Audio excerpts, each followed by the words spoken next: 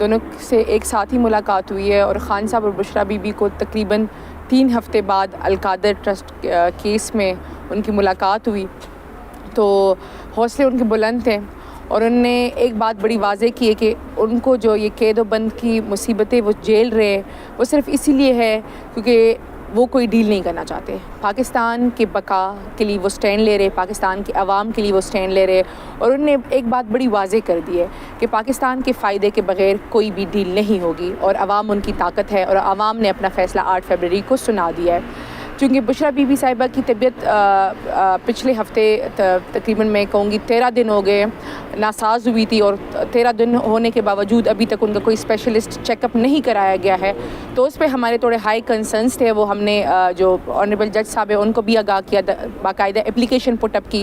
یہاں بھی اسلام آباد ہائی کورٹ میں بھی ہم نے ریٹ پٹیشن کی ہوئی ہے، ساتھ میں سی ایم کی ہوئی ہے کہ ایک تو بشریٰ بی بی صاحبہ کو اڈیالہ جیل واپس شفٹ کرایا جائے، دوسرا ہمیں کنسرن ہے ان کے کھانے کے حوالے سے، ان کے صحت کے حوالے سے.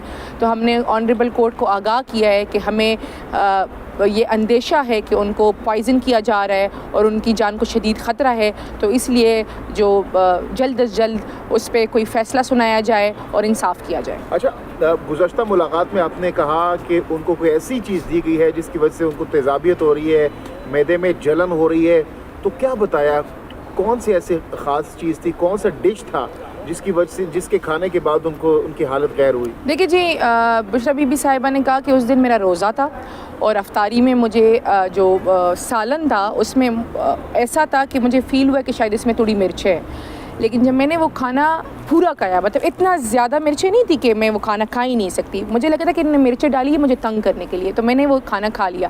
لیکن جب میں مغرب کی نماز کے لیے سجدے پہ جھکی تو انہوں نے کہا میری آنکھوں اور ناک سے پانی بہنا شروع ہوا، اور میرے پیٹ میں اتنا شدید درد تھا اور اتنی جلن تھی کہ مجھ سے وہ نماز کمپلیٹ نہیں ہو پا رہی تھی. پھر انہوں نے کہا میں نے شکر کھایا، وہاں پہ میں نے پانی پیا، لیکن مجھے اس سے کوئی افاقہ نہیں ہوا. وہ رات میں نے شدید کرب میں گزاری.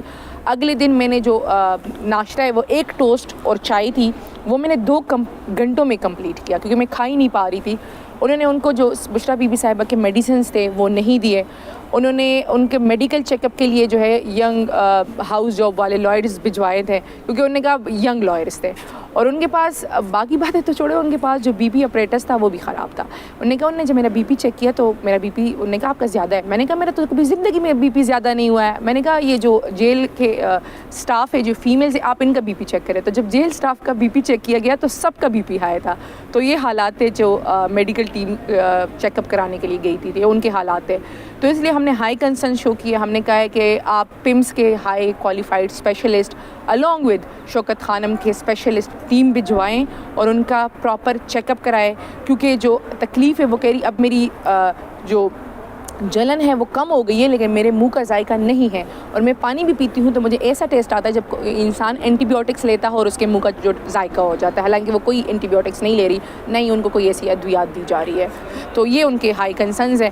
اچھا، ان کے جو لپس ہے بالکل سفید ہوئے ہوئے ہیں، تو ہم بار بار یہ کہہ رہے ہیں کہ ان کی جان کو شدید خطرہ ہے.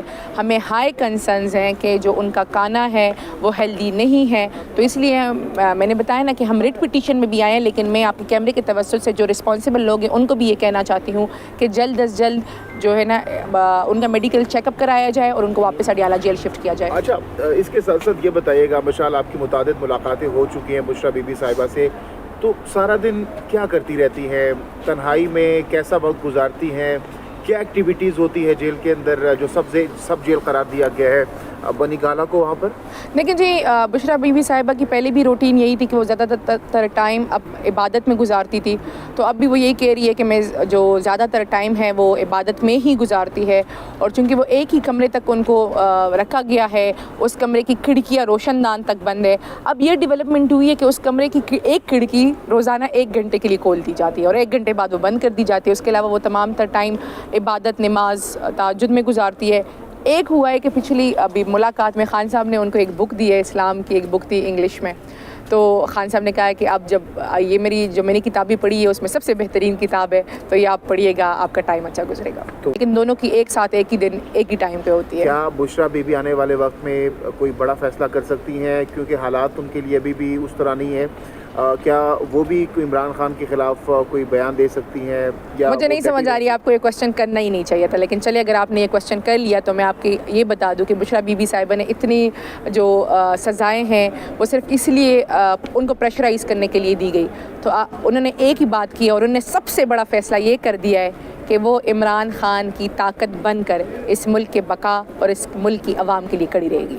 مشال بتائیے گا کہ ایک تاثر دیا جا رہا ہے کہ عمران خان کو اڈیالہ جیل سے بنی گالا شفٹ کیا جائے گا اور پھر وہی والا جو مطلب نظر بند کر دیا جائے گا, اور تاثر یہ دیا جائے گا کہ خان صاحب نے ڈیل کر لی ہے, تو کیا کہیں گے اس بارے میں؟ جی بالکل, ہمیں بھی یہ کنسرنز ہے کہ ہمیں بھی کچھ انفارمیشن ایسی آ رہی ہے اور کچھ ہمیں لگ رہا ہے کہ یہ ایسا کچھ کریں گے. تو یہ ہم نے بات بڑی واضح کر دی ہے کہ ہم نے بشریٰ بی بی صاحبہ کی ریٹ پٹیشن کی ہے اسلام آباد ہائی کورٹ میں کہ انہیں اڈیالہ جیل واپس شفٹ کیا جائے. تو ہم ایک ہی بات کر رہے ہیں کہ اگر ان لوگوں نے کچھ کرنا ہے تو انصاف پہ مبنی فیصلے کرے.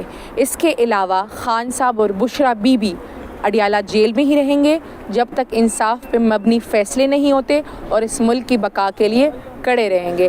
یہ جو مرضی کرتے رہیں, ان کے جو تمام ہتھ کنڈے ہیں وہ فیل ہو چکے ہیں اور یہ اب اپنی جال میں خود پھنس چکے ہیں. ان کو سمجھ نہیں آ رہی کہ ہم کریں تو کیا کریں. ڈیل نہیں ہوگی, ڈیل کبھی بھی نہیں ہوگی. دیکھیں خان صاحب نے ایک بات بڑی واضح کر دی, جب میں نے ان سے پوچھا تو خان صاحب نے کہا کبھی بھی ڈیل نہیں ہوگی. ہم ڈیل کیسے کر سکتے ہیں؟ وہ لوگ جو جیلوں میں 9 مہینوں سے ہیں, وہ لوگ جن کے گھر تباہ و برباد ہوئے ہیں, وہ لوگ جو در بدر ہوئے ہیں. خان صاحب پچھلے 6 مہینوں سے اڈیالہ جیل اور اٹک جیل میں تھے. اگر ڈیل کرنی ہوتی تو ہم پہلے ہی کر لیتے. ڈیل نہیں ہوگی. ایک بات بڑی واضح ہے کہ بات اگر ہوگی تو پاکستان کے فائدے کے بارے میں بات ہوگی. پاکستان کے فائدے کے بغیر, عوام کے فائدے کے بغیر کوئی بھی بات نہیں ہوگی. اور بات بھی تب ہوگی جب مینڈیٹ جو چوری کیا گیا ہے وہ واپس کرے تو بات ہوگی. پنجاب میں پی ٹی آئی نے اس وقت ہار مان لی ہے. آج وزیر اعلیٰ کا انتخاب بھی ہے غالباً, اور مریم باسانی اس وقت وزیر اعلیٰ بنتی ہوئی دکھائی دے رہی ہے. دیکھیں جس طریقے سے میں خان صاحب والی بات کروں گی کہ جس طریقے سے کسی کو مسلط کرنے کے لیے پاکستان کے تمام اداروں کو تباہ و برباد کیا گیا. آج جو پہلے الیکٹڈ اور سلیکٹڈ کے تھانے دینے والے لوگ, باتیں کرنے والے لوگ عوام سے ریجیکٹ ہو کر پنجاب اسمبلی پر مسلط ہونا چاہتے ہیں, جس طریقے کا ڈرامہ رچایا جا رہا ہے, یہ دیکھیں یہ انارکی اور جو انسٹیبلٹی ہے اس کی طرف ملک کو لے کے جا رہا ہے. ایک تو آپ نے مینڈیٹ پہ ڈاکہ ڈالا, اب جب مینڈیٹ پہ ڈاکہ ڈال ہی دیا اور آپ مسلط ہو گئے تو پھر ان کو کس بات کا ڈر ہے؟ انہوں نے میاں اسلم اقبال صاحب کے پیچھے پنجاب ایلیٹ فورس KP بھجوائی تھی جو وہاں اسپیکر ہاؤس کے اندر گھس گئی تھی, اور تب ان کو روکا گیا اور ان کو کہا گیا کہ یہ ضمانتیں ہیں, تو وہ وہاں سے دم دبا کے بھاگے. تو یہ جس طریقے سے ہمت ہے, آئیں اسمبلی سامنا کرے, اور اگر آپ میں اتنی کیپیسٹی ہے تو جیت کے دکھا دے. لیکن ان کو ڈر لگ رہا ہے, ان کو ڈر لگ رہا ہے کہ اگر PTI کے تمام کینڈیڈیٹس پنجاب اسمبلی آ گئے تو یہ وزیر اعلیٰ نہیں بن پائیں گے. بہت شکریہ. Thank you.